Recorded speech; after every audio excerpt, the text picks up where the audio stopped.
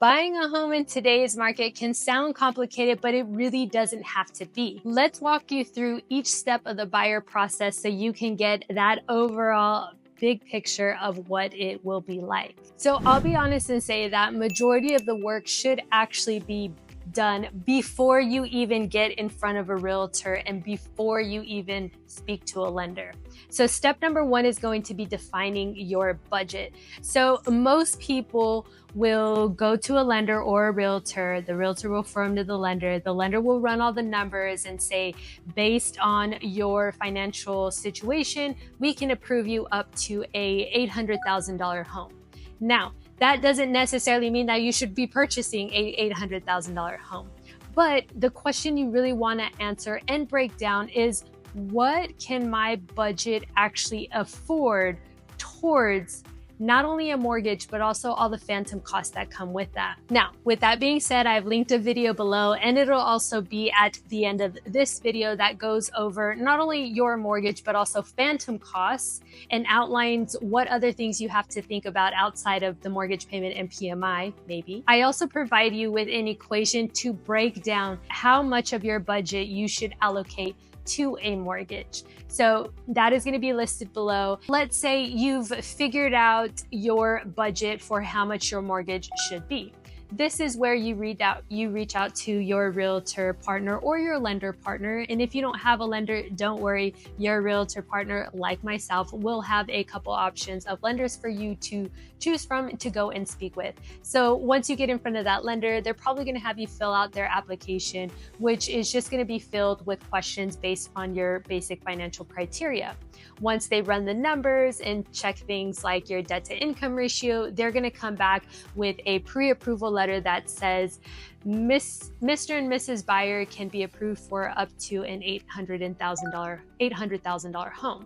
Now, they're not able to provide you with specific amounts of how much your overall mortgage should be, because they can only give you a ballpark figure, because they don't know if you're going to get an $800,000 house or $500,000 house or $300,000 house. It could be up to that, so anything underneath. But they could kind of give you a ballpark figure. Once you get that pre-approval letter, then you can move on to meeting with your realtor. Now, if you were my client, we would be sitting down, having a chat about things like your overall dream, not only in just the specific criteria of purchasing your home, but what's your overall goal? Are we looking to become investors down the road? Do you just want to have this home and bring your family up in it? Do we have kids? Do we not have kids? Do we have elderly parents that we need to think about? A ton of discovery questions is something that I will walk you through to make sure that we make the right decision for you today and then potentially tomorrow. But it at least helps us create a bit of a game plan for you. Now, after that discussion, we are going to be getting down to the nitty-gritty and figuring out how many bedrooms you have, how many bathrooms you need, what side of town you're on. Are we looking for a pool? Do you want to be in an HOA? Do you not want to be in an HOA?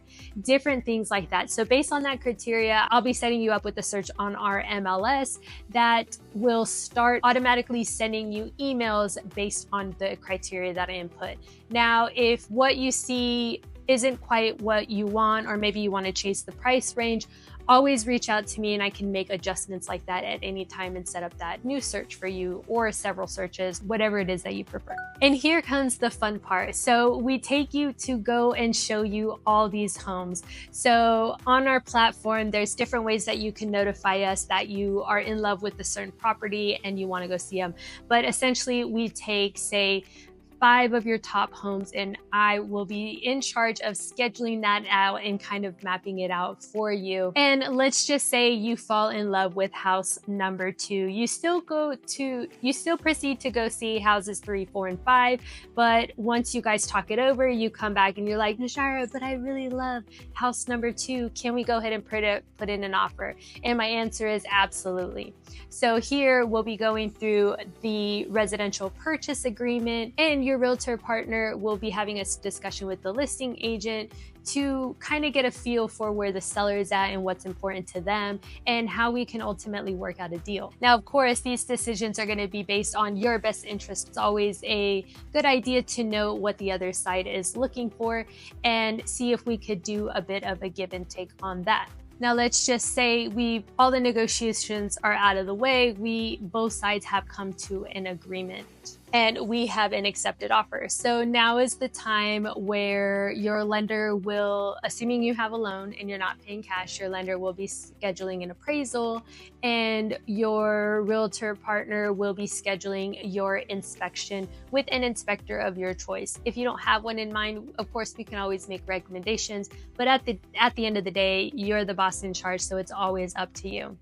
Once we get the inspector out there, then he is going to be looking at the home under a magnifying glass and trying to find anything that might be a big pain point for you in the future. Now, generally, it depends on what specific home inspector you choose, but for the most part, you schedule the home inspection. Home inspector comes out, myself and Mr. and Mrs. Buyer will be meeting up with that inspector towards the tail end. He's going to point out the main red flags if he's found any, and then you can have that time to ask him any questions that you might have in regards to foundation, to AC. Maybe you saw something with the house that was like, I don't know about that. Can you explain more about this? That is definitely his area of expertise. And once that appointment is all said and done, the inspector will go back and prepare his report. And we usually see about a 24 to 48 hour turnaround of this report that we'll be giving back to the both of us. And we essentially comb through it and decide on what repairs you're requesting from the seller, or if you just prefer a seller credit in the amount of X. And usually how we determine that is we write an itemized list out of what it is that you would like repaired, and then I contact some of my trusted vendors to get a ballpark figure of what that would cost. So just in case you're wondering, we don't pull a number out of thin air. We base that on actual kind of range estimates to get a total cost. Once that is all figured out, that essentially, and we've met all of our contingencies, our appraisal's been done and it came in appraised. If it didn't, then there's different things that we can do to kind of deal with that.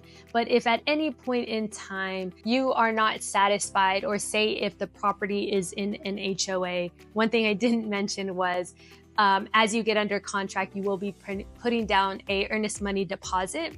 So that deposit is essentially going to be forfeited if we don't meet any of our dates that are written in our residential purchase agreement. But given that you have a trusty real estate partner that stays on top of your dates and basically checks the boxes and makes sure that you're okay with the condition of the house and all the information that you've received. But if something comes back with solar, or if something comes back with the HOA that you don't like, then that is our time to put it in writing and essentially say that we're canceling and get that EMD returned back to us and move on to another home. But say if none of that happened, you got an accepted contract, deposited your earnest money deposit, that is usually 1 to 3% of the listed price, then we did the inspection, did the appraisal, everything worked out fine. We came to an agreement on the negotiations, and you have an awesome deal with an awesome house coming your way. That brings us to the closing table. So title and your real estate partner will be coordinating that date for you to come in and essentially sign your stack of documents. That is going to be the transfer from the seller over into you. The seller will also have their own signing day around the same time, usually about 24 to 48 hours before your close date. We are doing a final walkthrough. Now, keep in mind, this is not a time for you to be looking at the home under a magnifying glass. It is the time to make sure that if you did have repair requests, that all those have been done, and that the home is essentially in the way that you've seen it when you went to go see the home during our showing appointment, to make sure that something didn't spring a leak in the house and now it's flooded, or it didn't catch on fire that morning, or anything crazy like that. You're just making sure that everything that you saw is is what you agreed upon in the contracts and in all the negotiations leading up to that point. According to title's instructions, be sending the rest of the deposit for the home and sending that over to title. And on the buyer side, you're going to be making sure with our lender that they're able to fund the deal to make the switch from the sellers over into you, so then you can be the proud owners of your new home. Here's when the fun part comes, because you've signed your documents, you did your final walkthrough, and now at this point we're waiting for title to record it with the counter recorders. Sometimes that takes 24 hours to 48 hours. So once all those things happen and both sides are satisfied and the house is ready to be recorded and has been recorded, then that's when we get to deliver the keys to you. And it's such a special moment. There is a lot of work that goes in, as you can see. So it's a very happy moment and definitely one that should be taken advantage of and enjoyed. But I hope that gives you the overall picture of the buying process. And if you're interested in learning more, my contact information is below, and I'd be happy to answer any questions that you might have. My name is NashiraGamino, your Las Vegas real estate solutions specialist. Thanks for watching, and we'll see you on the next one.